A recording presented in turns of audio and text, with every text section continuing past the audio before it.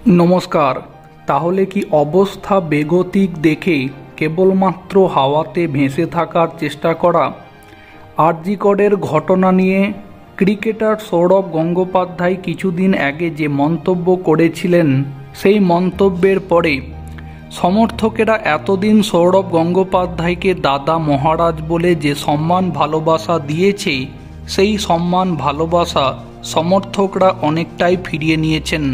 এখন ঘটনা হচ্ছে, আরজি করের ঘটনা নিয়ে গত 14ই আগস্ট চিকিৎসক মহল এবং পশ্চিমবঙ্গের সাধারণ জনগণ রাতের দখল নিক মহিলারা বলে যে প্রতিবাদ কর্মসূচি করেছিল, সেই কর্মসূচিতে সৌরভ গঙ্গোপাধ্যায় কিংবা তার পরিবারের কোনো সদস্যকে দেখতে পাওয়া যায়নি। আর এই ঘটনা প্রসঙ্গে জানাতে গিয়ে এবার সৌরভ গঙ্গোপাধ্যায়ের স্ত্রী ডোনা গঙ্গোপাধ্যায় যে মন্তব্যটি করলেন তা হচ্ছে, সৌরভের স্ত্রী ডোনাকে এই প্রসঙ্গে জিজ্ঞাসা করা হলে তিনি জানান, সেদিন আমরা ঠিক করেছিলাম পথে নামব, কিন্তু সানার হঠাৎ ডিহাইড্রেশন হয়, বমি করতে শুরু করে, তাই আমাদের আর নামা হয়নি।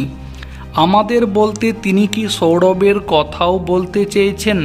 সৌরভেরও কি সেদিন পথে নামার পরিকল্পনা ছিল? সেটি অবশ্য ডোনার বক্তব্যে স্পষ্ট হয়নি। অন্যদিকে এই বিষয় নিয়ে সৌরভকে প্রশ্ন করা হয়, ভবিষ্যতে যদি আবারও রাতের দখল কর্মসূচি নেওয়া হয়, তখন তিনি কি পথে নামবেন?